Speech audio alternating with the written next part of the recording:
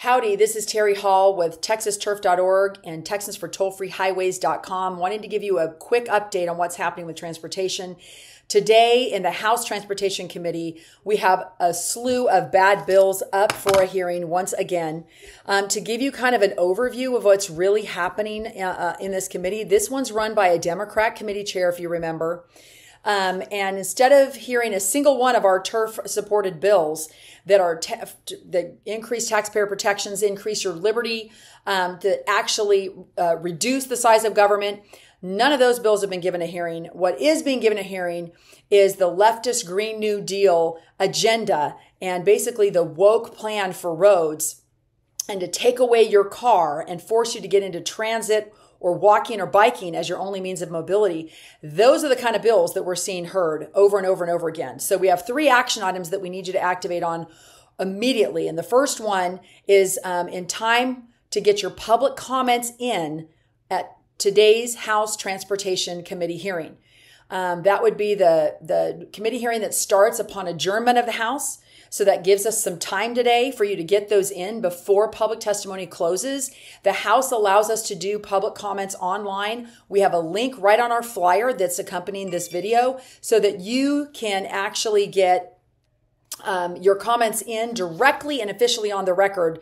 This isn't just us emailing a committee kind of offline. This actually is official comments on the record, which are very important because House members will look that up on if it actually gets to a floor vote, and they will see who's opposed to these. And when they see a whole slew of people opposed to something, that's going to make them think twice before they vote for these bills. So getting them on the official record is always ideal.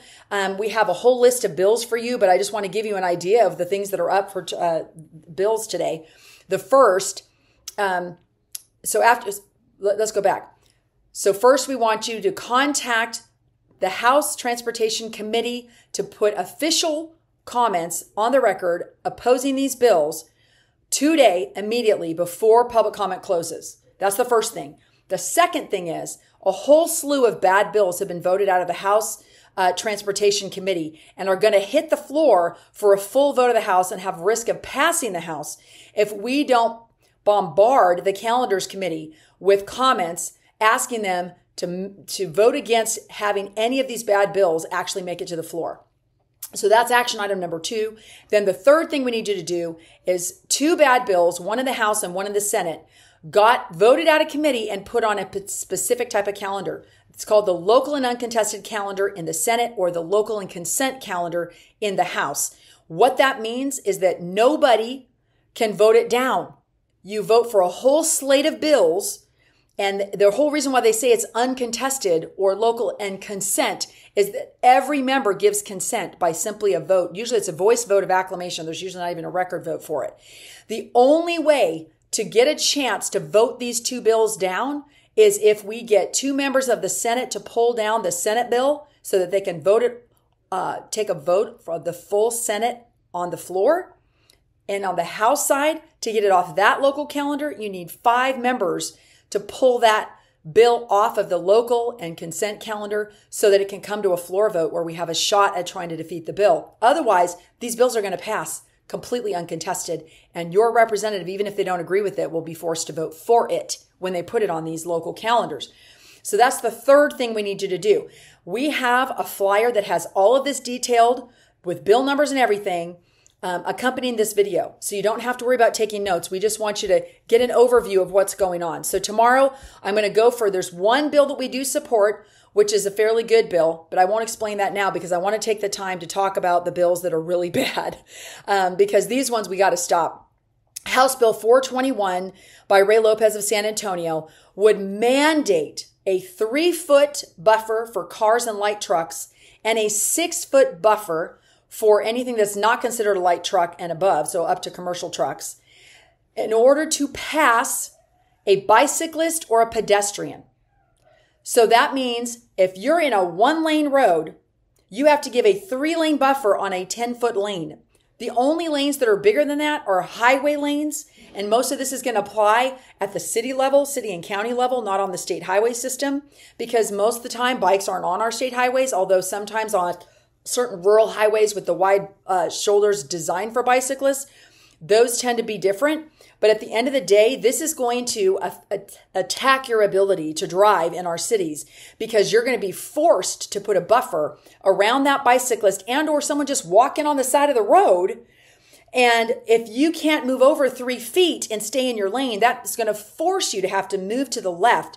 And you all know, in a congested situation, you're not going to be able to pull over. There's too many cars. They won't let you over, and certainly not in time to risk passing them at the wrong distance, which will then make you a criminal because you'll get a moving violation. They will write you a ticket because you didn't give a sufficient 3-foot and or 6-foot buffer around that pedestrian or bike. And it's basically a moving violation is what they're trying to create here. This doesn't exist in current statute. This, of course, is part of Vision Zero or the Green New Deal or climate adaptation plans. There's all these different names for it. Just lipstick on the same pig, where it's the leftist woke agenda to take away your car, make you miserable to drive, give you as many criminal penalties as possible to be behind the wheel of a car, and force you to use transit, walking, or biking to get around because they don't want you to drive your car. So this is yet another way that they can criminalize drivers for simply trying to get around. Now imagine if you have to be a commercial truck, or if you're not a lightweight truck. So that means if you're in one of those really big trucks that is not considered a light truck, even if it's a passenger vehicle, you have to then move over. You will not be able to create a 6-foot buffer around that pedestrian or cyclist and stay in the lane you're in. What if you're not on a 2-lane road? What if you're on a 1-lane country road and you come upon someone walking on the side of the road or a bicyclist on the side of the road? You will now have to slow down to the speed of the cyclist or the walker for the entire duration until that cyclist or pedestrian is out of your way, because you will not be able to pass them without risking a ticket because you cannot put a 6-foot buffer when you only have 10-foot lanes. Sometimes you'll have a 12-foot lane if it's a full-blown interstate, but most of the time lanes are about 10 feet wide that we're talking about here. So they're basically making it impossible to pass a cyclist or a pedestrian legally, or else you're going to slow down to speeds that are just impossible for cars. And remember, we're supposed to share the road with pedestrians and cyclists, but they don't own the road. We do. The cars are the ones and trucks are paying for it every time we pump gas into our cars. We're the ones that built the highway system. The whole purpose of the road system is for cars. And now they're trying to let these cyclists and pedestrians take over our roads and supplant cars for the purposes of all these people that are sharing the road with us, now trying to take over our roads. Huge problem. We want to defeat that bill. Another one that's sort of similar, that's creating more problems for cars and criminalizing you for being behind the wheel, is creating new violations for drivers who pass a school bus. Now remember, everybody knows you're not supposed to pass a school bus, particularly when it's stopped and it has the stop sign out. There's already all kinds of violations in law right now to enforce safe buffers around school buses so that nobody hits, unbeknownst to the children, hits a school child. That is not what's happening here. They want to use school bus cameras as a means to create new violations, to criminalize drivers. Anything they capture on those cameras, they want to be able to get you with a moving violation on that. And remember, it took us decades now, mostly Campaign for Liberty, want to give credit there, and to grassroots citizens like Kelly Cannon, God rest her soul, who we lost recently to COVID. Very sad. But she fought all the way to the end to make sure that we got rid of unconstitutional red light cameras. And here we are, bringing it back barely 2 sessions later, where they're now going to use the same type of camera technology to criminalize drivers. Remember, cameras are not people, and we have constitutional rights to face our accuser in court. You can't face a camera in court because they're not a person.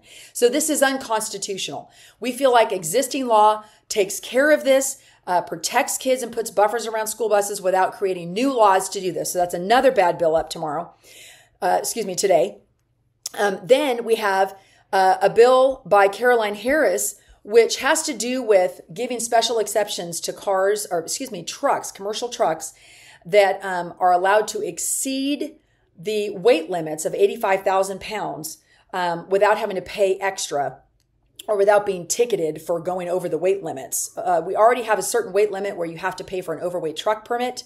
They're basically trying to carve out an exception for those that are hydrogen fueled trucks because of the, I guess, weight distribution, something like that with their truck. But at the end of the day, that necessarily increases the tax burden on the rest of us, because anytime you make an exception, that means that you and I, the taxpayer, are going to have to carry the burden that we're now giving an exception to with these commercial trucks. And what that means is those heavyweight trucks pay extra because they beat up the roads. They create huge hazards for the roads, big potholes, other problems. So we make them pay extra when they go overweight and create even more damage to the roads. So if we're giving exceptions to that, if they are allowed to exceed even the highest limit, one of the highest limits in the country of 85,000 pounds, then that means you and I are going to be picking up the tab to pay for what these trucks get as an exception. So again, another problem where they're singling out the ordinary citizen, the ordinary driver, and finding ways to increase the burden on us while giving special interests a free pass. So this is a huge problem. We don't like that bill either. HJR 77, this is a constitutional amendment, folks. This would divert some of the Prop 7 money that we worked hard, both Texas Turf, Texans for Toll-Free Highways, and frankly, a lot of the road special interests, if you will. We're trying to get more money dedicated to roads. This was our big push way back in 2014 and 2015 to try and get some robust funding added to our state highway fund in taxes we already pay, so that we would not have to pay tolls on every road in Texas. As you know, there was a huge push to basically toll every single road that needed new expansion anywhere in the state. Didn't matter if you were small, big city, didn't matter. They were going to toll everything that moved. So we worked hard to get that money dedicated to only state highways. Can't be used for anything else. It's untouched. It's in its own little box. Well, now this bill is trying to come in, and this is the second bill that's trying to do this now, and take our constitutionally dedicated road funds and specifically allow them to go to public transit, bike paths, and sidewalks. This is a huge problem. We have to protect our road funds and use them only for roads. And now, not even 2 sessions later, they're already trying to come in and take that away and start diverting funds from our road funds to non-road purposes. Bad bill. And then that gets us to action item number 2, because some bad bills were already voted out of committee. Some of you remember some of these bills. We put out a huge alert on it, along with the Grassroots Coalition, put out our alert on this. And that has to do with extending that public-private partnership on State Highway 130 around Austin for another 20 years. Apparently 50 years, half a century isn't long enough to use the taxpayers as their ATM machine. Now they want an additional 20 years on top of that. So that would be 70 years altogether where they get guaranteed profits, while we have to backstop their loans, and we have to basically be on the hook for all their losses, including if they have drivers from other countries or other states that we can't collect the toll. You and I have to pay those tolls to this private operator for any loss in toll revenue. It goes on and on about how bad they are. You can go on our website and find out a whole lot more about these public-private partnerships. They're total corporate welfare. It's a terrible deal for taxpayers. They're horrible contracts. Remember, this type of contract is what got us a 133-car pileup on I-35 West in Fort Worth during that huge ice storm where 6 Texans lost their lives because these private operators don't give a rip about Texans. They don't care about us as drivers. What they want is profits, and they put profits over people, and that is not what our highway system should be about. It should be to protect the public and make sure that you and I ultimately have control over what happens on our state highway system. And that does not happen when we delegate that and when we basically sell off our highways to the highest bidder, which in this case is a conglomerate of foreign companies called Strategic Value Partners that took over that road from Cintra that went bankrupt in less than 3 years. Now they want to give them an additional 20 years at this, and it passed out of committee. It's House Bill 2795. And what we want to do next is, with this series of bills that I'm bringing up to you again, they have now come out of House Transportation Committee and they're going to the House Calendars Committee. And the House Calendars Committee is who schedules all these bills for floor votes. But we can kill them in Calendars Committee. They can never come out of Calendars Committee. They can die in calendars and never have to fight these on the floor if we get enough votes on Calendars Committee to say it is not worth the controversy to put these bills on the floor and cause a bunch of delay on a bunch of other bills. So we're just not even going to go there. We're going to kill these bills.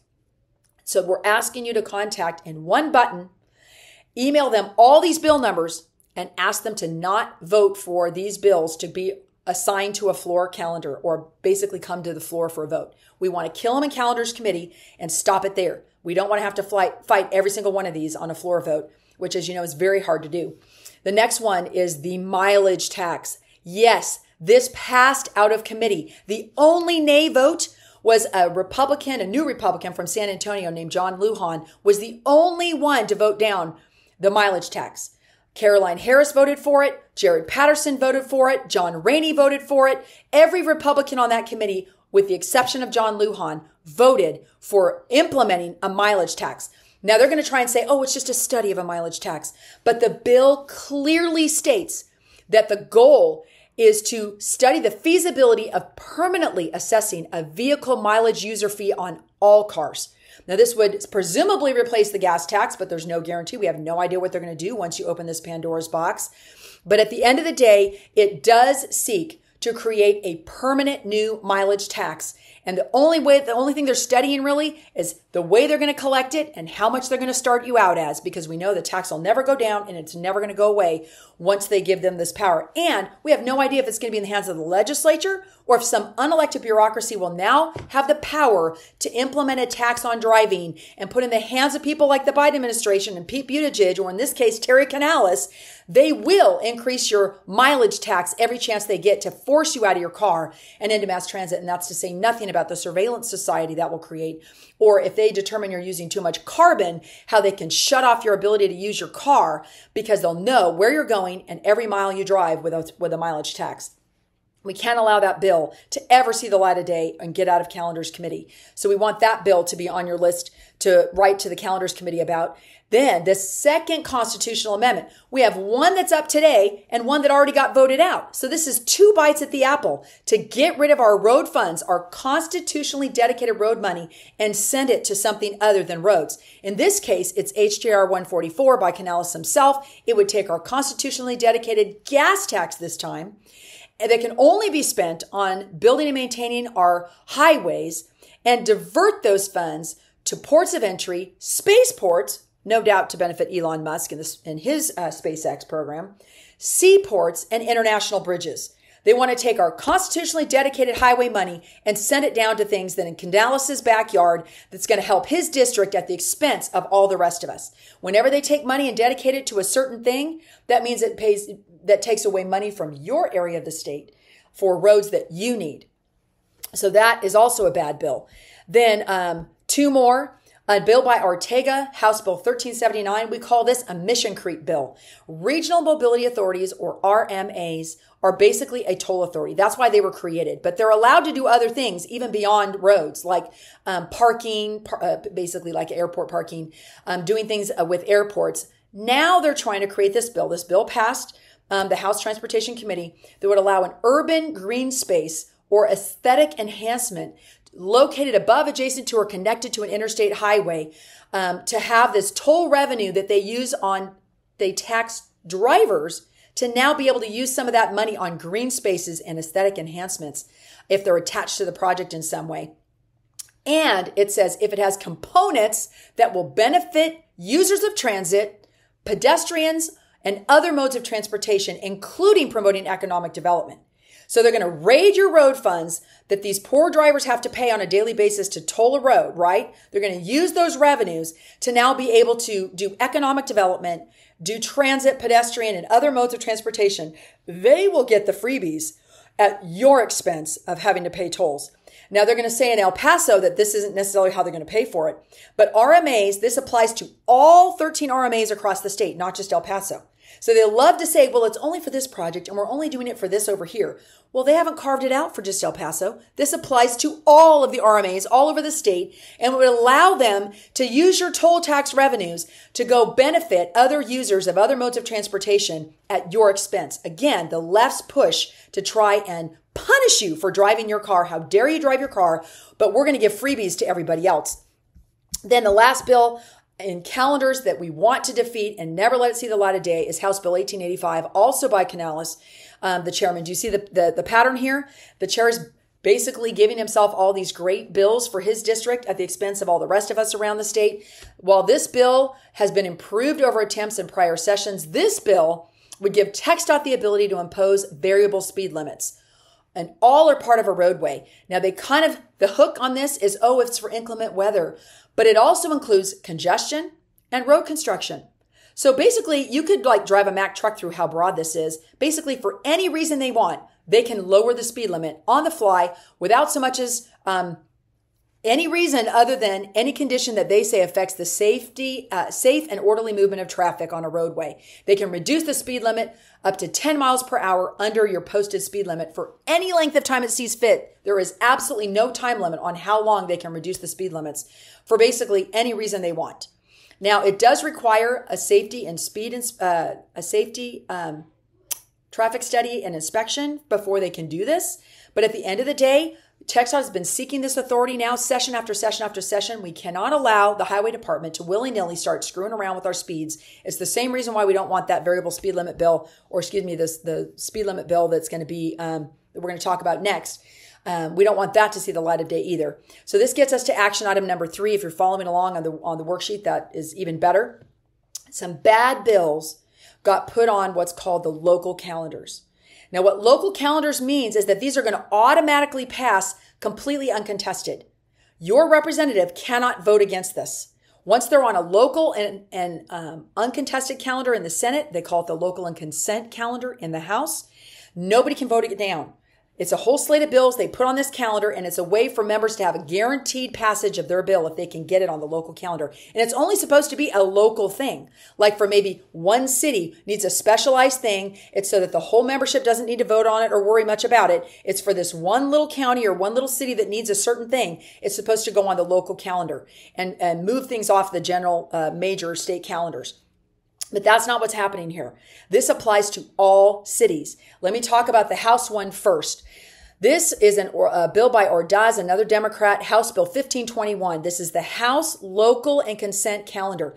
We need 5 members of the House to pull it off of the local and consent calendar so that it has to be voted on by the entire membership. And that's the only way we have a chance of defeating the bill. Otherwise, it's going to pass without so much as a vote by anybody. It happens by acclamation, basically. So House Bill 1521, let me tell you what's bad about this one. May not sound bad to some dog lovers, but there's always unintended consequences to these bills. It would prohibit dogs in the back of a pickup or trailer in a county of a population of 500,000 or more, which is like something like 35 counties or something hit that threshold. Any highway or street with a speed limit of 30 miles per hour or more. No dog in the back of your truck. A person may not operate an open bed pickup truck or an open flatbed truck or draw an open flatbed trailer described by when a dog is occupying the bed of the truck or trailer, unless the dog occupying the bed of the truck or trailer is secured in a crate, cage, or other closed container, and the container has to securely be attached to the walls or bed of the truck or trailer. If this doesn't smack of government overreach, it is insane. And even if a dog got loose, we have plenty of statutes on the books already to punish any owner that allows a dog that injures another person to have to pay damages. That's already on the books. We don't need this sort of added regulation to Texas that brags of being a state about less government. Here we are with a ridiculous bill on the local and consent calendar in the House that should be voted on by the entire House. This is not truly a local bill. It allows any city over the size of 500,000 to get away with this. And we need 5 members of the House to pull it down and to hopefully try to defeat it on the floor at this point.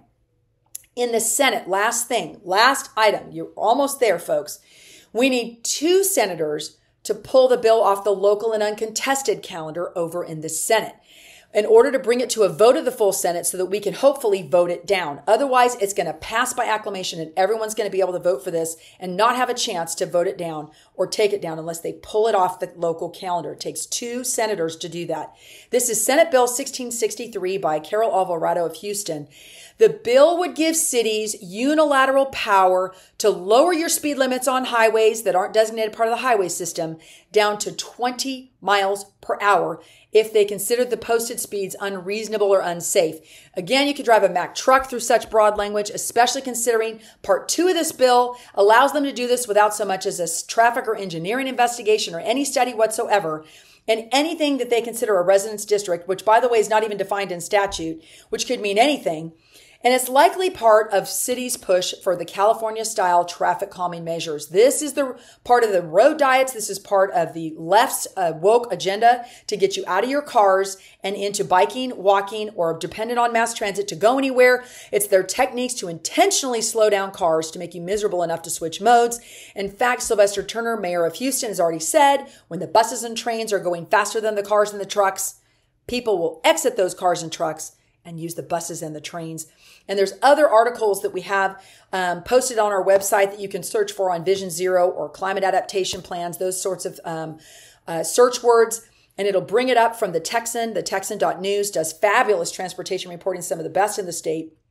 And they have literally quote after quote after quote from members of the city officials in Houston, as well as Sylvester Turner, literally saying that they're going to deliberately slow down the speed limits for cars in order to frustrate drivers out of their cars and forced into mass transit. They literally state this. That's what this bill is about. And what we see happening here, if I could thread the needle for you, of what all these bills have in common. What they have in common is, one, they're not turf bills. In other words, they're not grassroots bills. They're reform bills to give you more liberty and to lower your tax burden.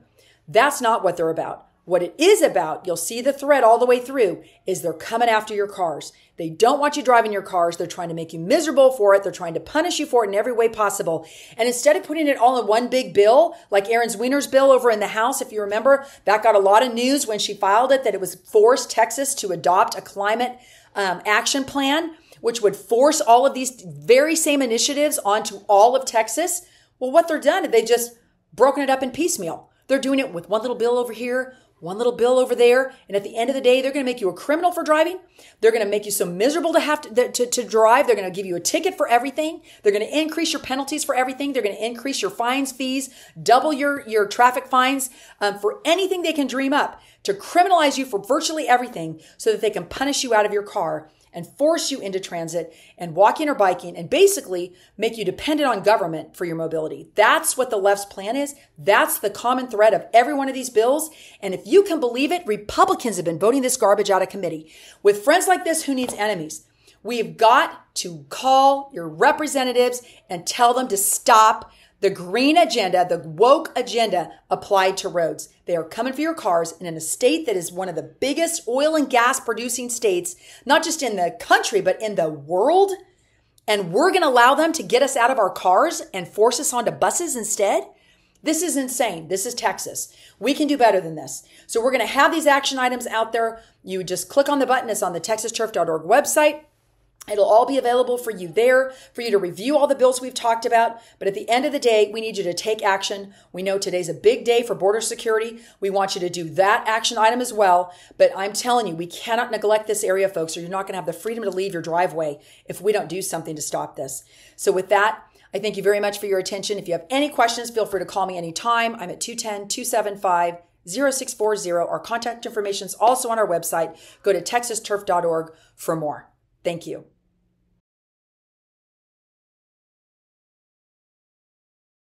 Political advertising paid for by Grassroots America, We the People PAC.